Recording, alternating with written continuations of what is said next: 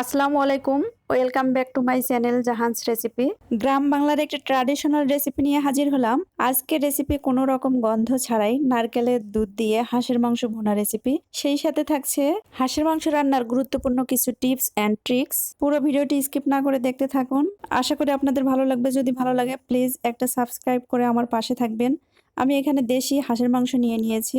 অনেকেই আছেন হাঁসের মাংস পরিষ্কার করার ভয়ে হাঁসের মাংস খেতে চান না। আমিও সেরকম একজন মানুষ। তাই আমার আম্মা গ্রাম থেকে হাঁস কিনে জবাই করে লোমগুলো পরিষ্কার করে পুড়ে দিয়েছে। আপনারা জানেন হাঁসের মাংস পুড়তে হয়।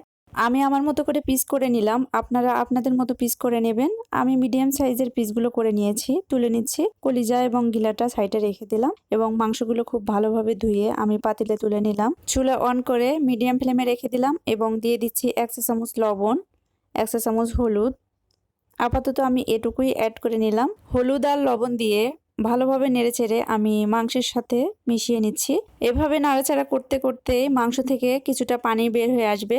ওই পানিটা শুকিয়ে না যাওয়া অবধি এভাবে আমি নেড়েচেড়ে দিতে থাকবো। হাঁসের মাংসে যে একটা বিশ্রী গন্ধ আছে এটা আমরা সবাই জানি। এই গন্ধটা দূর করার জন্য মাংসের গায়ে যে পানিটা লেগে আছে ওই পানিটা একদম শুকিয়ে ফেলতে হবে, নইলে গন্ধ থেকে যাবে। অনেকে আছে মশলা কষিয়ে একদম মাংসটা ঢেলে দেন। আমি ওভাবে রান্না করে দেখেছি, মাংসের গন্ধ একটু হলেও থাকে। এইভাবে আপনারা রান্না করে দেখেন, অবশ্যই গন্ধ ছাড়া হাঁসের মাংস আপনারা খেতে পারবেন, কথা দিলাম। 1 চা চামচ মরিচের গুঁড়া এবং 1 চা চামচ মরিচ বাটা এবং দিয়ে দিলাম 1 চা চামচ রসুন বাটা এবং দিয়ে দিলাম 1 চা চামচ আদা বাটা অ্যান্ড অ্যাড করে নিচ্ছি আমি 3 টেবিল চামচ পেঁয়াজ বাটা। আপনারা পেঁয়াজটা ইচ্ছা অনুযায়ী দেবেন। আমি এখানে 3 টেবিল চামচ অ্যাড করে নিলাম। খুব ভালোভাবে মিশিয়ে নিচ্ছি। হাঁসের মাংসের গন্ধ দূর করার জন্য আমি প্রথমে যে টিপসটা আপনাদেরকে দেখিয়ে দিলাম, অবশ্যই এই টিপসটা ফলো করবেন। খুব ভালোভাবে মিশিয়ে নিয়ে আমি ঢাকনা দিয়ে দিলাম 5 মিনিটের জন্য। 5 মিনিট পর ফিরে আসলাম। এ পর্যায়ে দিয়ে দিলাম আমি 1 চা চামচ জিরার গুঁড়া এবং কিছু গরম মশলা অ্যাড করে নিব। এখানে আমি নিয়ে নিয়েছি 4টি লবঙ্গ, 4টি দারচিনি এবং নিয়ে নিয়েছি 2টি সাদা এলাচ এবং একটি বড় এলাচ এবং নিয়েছি 5-7টি গোলমরিচ এবং দিয়ে দিলাম 2টি তেজপাতা ছিঁড়ে 4 টুকরা করে দিলাম। সবগুলো আমি খুব ভালোভাবে মিশিয়ে নিচ্ছি। এই বাটা মশলাগুলো অ্যাড করার আগে আমি সামান্য পরিমাণে পানি অ্যাড করে নিয়েছিলাম, কেননা মাংস থেকে প্রথম স্টেপে যে পানিগুলো বের হয়ে এসেছিল ওগুলো আমি একদম শুকিয়ে ফেলেছিলাম। এরপর যা অ্যাড করে নিলাম আমি 1 চা চামচ জিরার গুঁড়া এবং অ্যাড করে নিচ্ছি আমি সামান্য পরিমাণে তেল, 2 টেবিল চামচের মতো। যেহেতু হাঁসের মাংস থেকে পর্যাপ্ত পরিমাণে তেল বের হয়ে আসবে তাই আমি কম পরিমাণে তেল অ্যাড করে নিলাম। এভাবে নন স্টপ নেড়ে চেড়ে আমি 5 মিনিট মতো কষিয়ে নিব। তাতে করে হাঁসের মাংসের যে গন্ধটা আছে ওটা সম্পূর্ণরূপে চলে যাবে। নন স্টপ নেড়ে দিতে হবে, কেননা আমি এখানে পর্যাপ্ত পরিমাণে পানি অ্যাড করিনি। আমি ভালোভাবে কষিয়ে নিচ্ছি, দেখতেই পাচ্ছেন। এভাবে নেড়েচেড়ে দিতে দিতে পানিগুলো একদম শুকিয়ে গেছে, আপনারা দেখতেই পাচ্ছেন। তারপরেও আমি আরো 2 মিনিট মতো এটাকে এভাবে কষিয়ে নেব। একদম ভাজা ভাজা মনে হবে, কোনো ঝোল থাকবে না। এ পর্যায়ে অ্যাড করে নিতে হবে পানি। যেহেতু মাংসগুলো আমি সম্পূর্ণরূপে সিদ্ধ করব না, তাই কম পরিমাণে পানি অ্যাড করে নিয়ে ঢাকনা দিয়ে দিলাম 10 মিনিটের জন্য। মাংসের মধ্যে আমি গরম পানি অ্যাড করে নিয়েছি। 10 মিনিট পর ফিরে আসছি। এর মধ্যে আমি একটা মশলা রেডি করে নেব। আর এই মশলাগুলো সবসময় সবার হাতের কাছেই থাকে।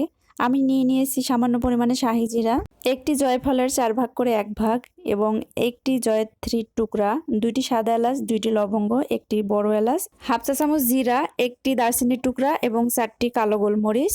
এই মশলাগুলো আমি হালকা তেলে সবগুলো মিহি গুঁড়া করে নেব। বেটে 1 চা চামচ হবে এরকম আইডিয়া করে চীনাবাদাম নিয়ে নিয়েছি এবং নিয়ে নিয়েছি 3টি কাঠবাদাম। এগুলো আমি খুব সুন্দরভাবে বেটে নিব।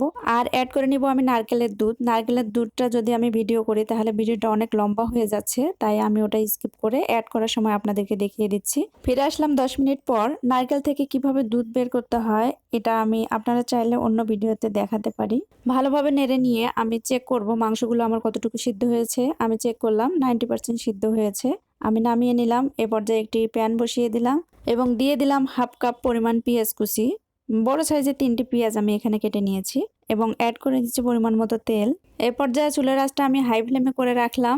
যখন পেঁয়াজটা কালার চেঞ্জ হওয়া শুরু করবে তখন চুলার আঁচটা মিডিয়াম টু লো ফ্লেমে করে দিয়ে নন স্টপ নেড়ে চেড়ে আমি বেরেস্তা করে নেব।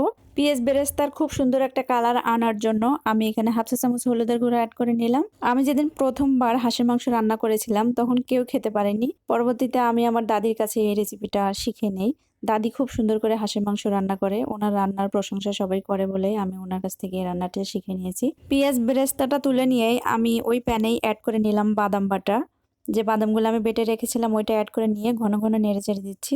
1 মিনিট মতো কষিয়ে নিয়ে আমি অ্যাড করে নিচ্ছি মাংসগুলো। শুধু মাংসগুলো আমি অ্যাড করে নিয়েছি, যেটুকু ঝোল আছে ঝোলটা আমি আলাদা করে রেখে দিয়েছি। ভালোভাবে কষিয়ে নেব কমপক্ষে 5 মিনিট মতো। এ পর্যায়ে চুলার আঁচটা আমি মিডিয়াম ফ্লেমে করে রাখলাম এবং নন স্টপ নেড়েচেড়ে আমি কষিয়ে নেব। আমার দাদি বলতেন এই কষানোতেই মাংসের মজা। যদি সুন্দরভাবে মাংস কষানো হয় তাহলে মাংস খুবই টেস্টফুল হয়। এ পর্যায়ে অ্যাড করে নিলাম আমি 1/2 চা চামচ তেলে রাখা জিরার গুঁড়া। আমার দাদি আর পৃথিবীতে নেই। আশা করি আমার দাদির হাতের রেসিপিটা আপনাদের ভালো লাগবে। যদি ভালো লাগে প্লিজ আমাকে কমেন্ট করে জানাতে ভুলবেন না কেমন লেগেছে। রেসিপিটি তুলে ধরার জন্য আমাকে একটা লাইক করে এনকারেজ করবেন, যাতে পরবর্তীতে এরকম অনেক ভিডিও বানাতে পারি। 10 মিনিট মতো কষিয়ে নিয়ে এ পর্যায়ে অ্যাড করে নিচ্ছি আমি নারকেলের দুধ।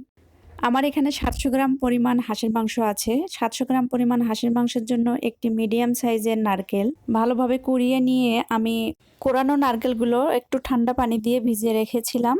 আধা ঘন্টা ভিজিয়ে রাখার পর সহনীয় তাপমাত্রার গরম পানি দিয়ে আমি ব্লেন্ড করে নিয়েছি খুব ভালোভাবে, তারপর সেঁকে নিয়েছি। আমি একটা নারকেলের জন্য এখানে 1 কাপ পরিমাণ পানি অ্যাড করে নিয়েছি, তাই আমার নারকেলের দুধটা একটু ঘন হয়েছে। আপনারা যদি পাতলা করতে চান তাহলে পানির পরিমাণটা একটু বাড়িয়ে দেবেন, তাহলে নারকেলের দুধটাও পাতলা হবে। নারকেলের দুধ দিয়ে আমি খুব ভালোভাবে 10 মিনিট মতো কষিয়ে নিলাম। দেখতেই পাচ্ছেন কোনো রকমের ঝোল নাই, একদম তেল উপরে উঠে এসেছে। এ পর্যায়ে আমি যে মাংসের অবশিষ্ট ঝোলটা ছিল ওইটা অ্যাড করে নিচ্ছি। ঝোলগুলো অ্যাড করে আমি ভালোভাবে নেড়েচেড়ে দিচ্ছি।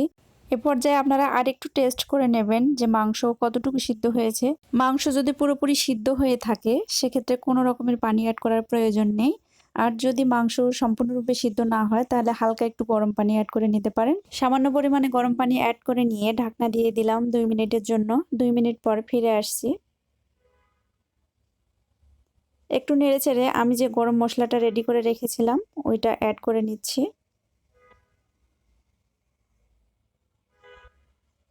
দিয়ে দিচ্ছি 5টি কাঁচামরিচ। ঝোলের বিষয়টা সম্পূর্ণ আপনাদের ইচ্ছা অনুযায়ী। আপনারা যদি চান ঝোল একটু বেশি পরিমাণে রাখবেন তাহলে রাখবেন, কেননা অনেকে আছেন চালের আটার রুটির সঙ্গে এই হাঁসের মাংস খুব বেশি পছন্দ করে থাকেন। এটা সম্পূর্ণটা আপনার উপর নির্ভর করছে। এ পর্যায়ে আমি বেরেস্তা অ্যাড করে নিলাম,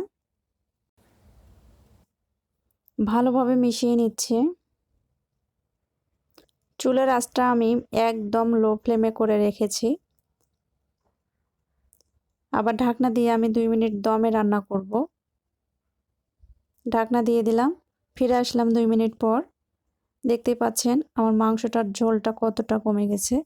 আমি আরও একটু রান্না করব, কেননা আমি এটুকু ঝোলও রাখবো না। আরও 2 মিনিট মতো একদম লো ফ্লেমে রেখে আমি রান্না করব। লো ফ্লেমে রান্না করার রিজন হচ্ছে মাংসের ভিতরে বেরেস্তা এবং মশলাগুলো যেন একদম সুন্দরভাবে প্রবেশ করে। খেতে খুবই ভালো লাগবে, দেখতেও খুব সুন্দর লাগবে। এ পর্যায়ে আমি চুলা অফ করে দিলাম আর 1 মিনিট মতো আমি চুলার উপরে রেখে নামিয়ে ঠান্ডা করে নিয়ে দেখিয়ে দিচ্ছি আপনাদেরকে। হাঁসের মাংস রান্না করতে হলে একটি বিষয় লক্ষ্য রাখতে হবে, অবশ্যই পিসগুলো অনেক বড় বড় করা যাবে না। অনেক বড় বড় করলে হয় কি মাংসের ভিতরে বেশি মশলা ঢুকতে পারে না, তখনই মাংস গন্ধ লাগে। সেদিকে খেয়াল রেখে আমি আমার মাংসের পিসগুলো ছোট ছোটই করে নিয়েছি। আমার দেওয়া টিপসগুলো ফলো করে যদি আপনারা হাঁসের মাংস তৈরি করেন তাহলে গ্রামগঞ্জের ট্র্যাডিশনাল হাঁসের মাংসের স্বাদ পাবেন, কথা দিলাম। ভিডিওটি ভালো লাগলে প্লিজ লাইক, কমেন্ট এবং শেয়ার করবেন ফ্রেন্ডস এবং ফ্যামিলির সঙ্গে। সবার সুস্বাস্থ্য কামনা করে এখানে শেষ করছি। আল্লাহ হাফেজ।